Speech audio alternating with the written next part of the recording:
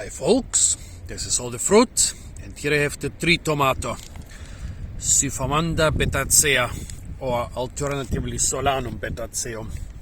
As the second name suggests, it's part of the Solanaceae family, this family that gives us so many incredibly important food crops like tomato, potato, pepper, and also a lot of horrible poisons like the deadly nightshade or the tobacco. I'm here on the beautiful island of Tenerife, but like most fruit on this island, the tree tomato doesn't originate from here. Although it's reasonably popular here, you will find it on almost any market throughout the year. It originates from South America, from northern Argentina and Chile and Bolivia.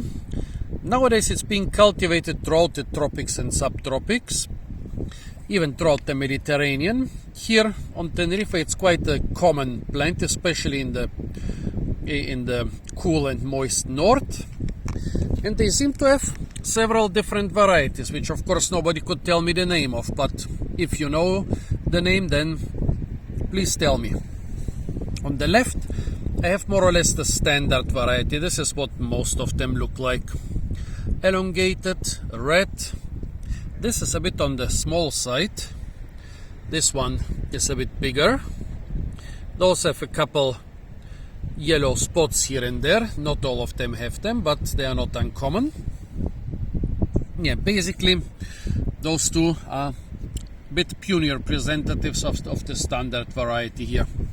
The next one is quite interesting, firstly because it's orange instead of red, orange on the outside, orange on the inside, and secondly because it has very few seeds.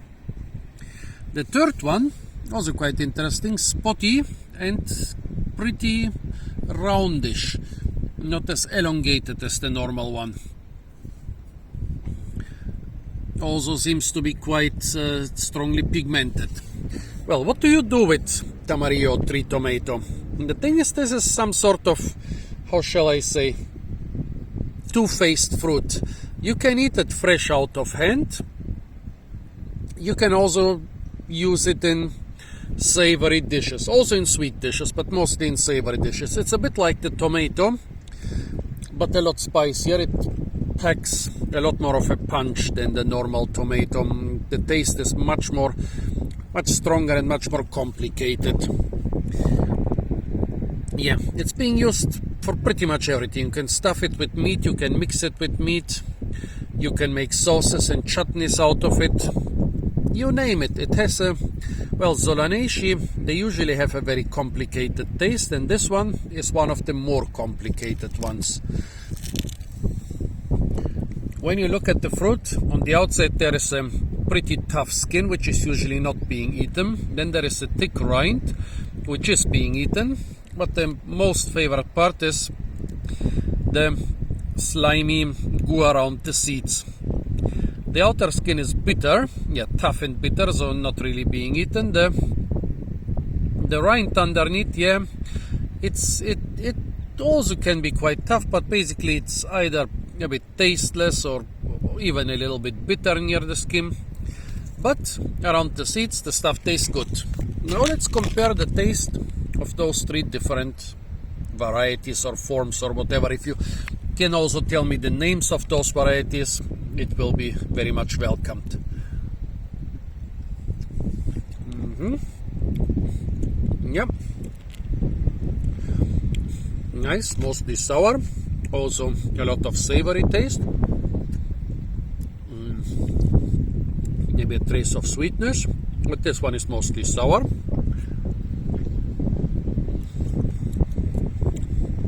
The rind of this one is also not bad. Also sour. Well, in this case, the taste difference between the area around the seeds and the rind was minimal. So this is quite a positive thing, because often the rind is so bad that I don't even eat it. Now the seedless one. I mean, yeah, the best stuff is around the seeds, but I guess since the seeds are not the important part, but the stuff around the seeds, this could be even better. mild. No sourness in this one, very different taste. A bit sweet, a bit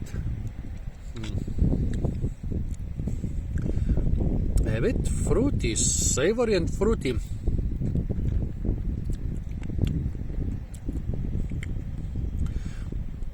The rind of this one tastes boring, but not bad.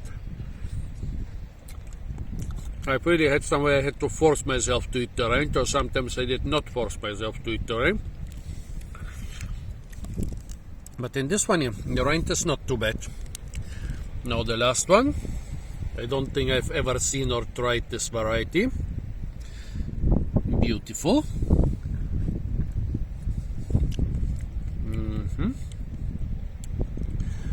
Pretty mild, not too sour, a bit sweet. Not too savory.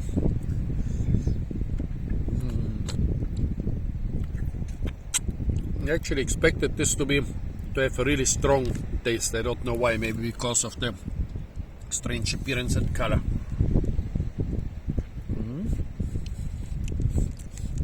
Now for the rind. It's a little bit tough.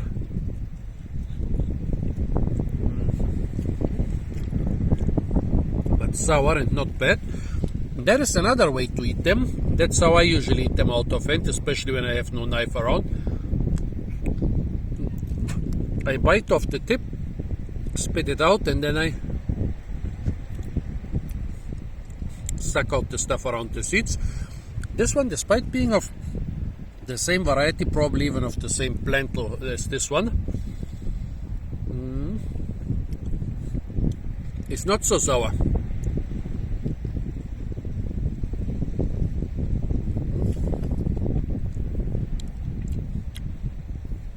Neither is the rind. So maybe this was sour because it was not completely ripe. Now this one.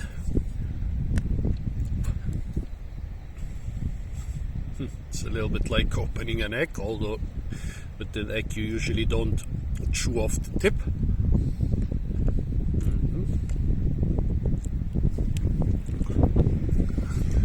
A little bit difficult to get them out. This one is not overripe. Pretty sweet, yeah. I've already tried an orange Tamarillo a couple weeks ago in Gran Canaria.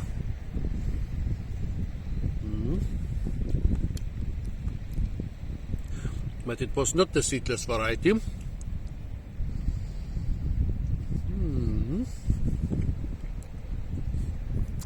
Yeah, it's interesting.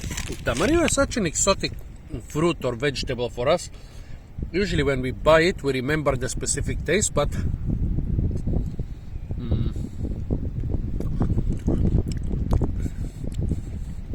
like with so many different things, when you try the different varieties, it's quite interesting because when trying one, it tastes like Tamarillo. When trying 3 different ones, yeah, they taste different.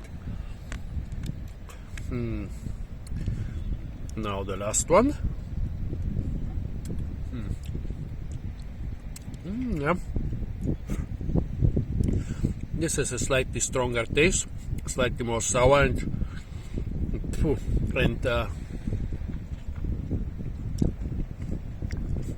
savory.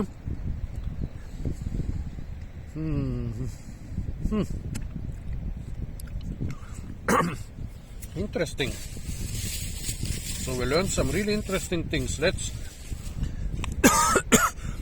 put some new ones here. Well, I hope I still have one of every variety.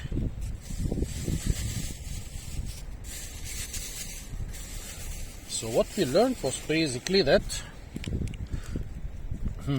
although the varieties do taste kind of different, it seems that the taste differences within the varieties between the two different fruit were just as significant, except for this one. The orange one, maybe it has less, what would it be, anthocyanins, the red color here, maybe because of the lack of anthocyanins and maybe because of the lack of seeds. It really tastes very different from the two other varieties. The two other ones, despite looking very different, yeah, they did taste different, but also the difference within the varieties was so big that I'm not really sure if there is specific taste to any of the varieties. To this one, yes, definitely. To those two, not so sure. Interesting. So I learned something. I learned that they're almost seedless Tamarillos, and I learned that the almost seedless ones taste completely different from the other ones. Well, the seedy yellow one, the seedy orange one I ate on Gran Canaria, I had no other one to compare it, but I think it tasted more or less normal. So, tell me, folks, what do you think? The specific taste of this one? This is actually a very reddish fruit of the orange variety. How much of the specific taste of this variety comes from the orange color, and how much from the lack of seeds? I would really like to know your opinion on that. Also, if you can maybe tell me what varieties those could be, I would also be very grateful. So those were some interesting Tamarillos where I also learned something. Folks, stay tuned for a lot more fruit videos from the beautiful island of Tenerife, and of course, don't forget to like, share, comment and subscribe.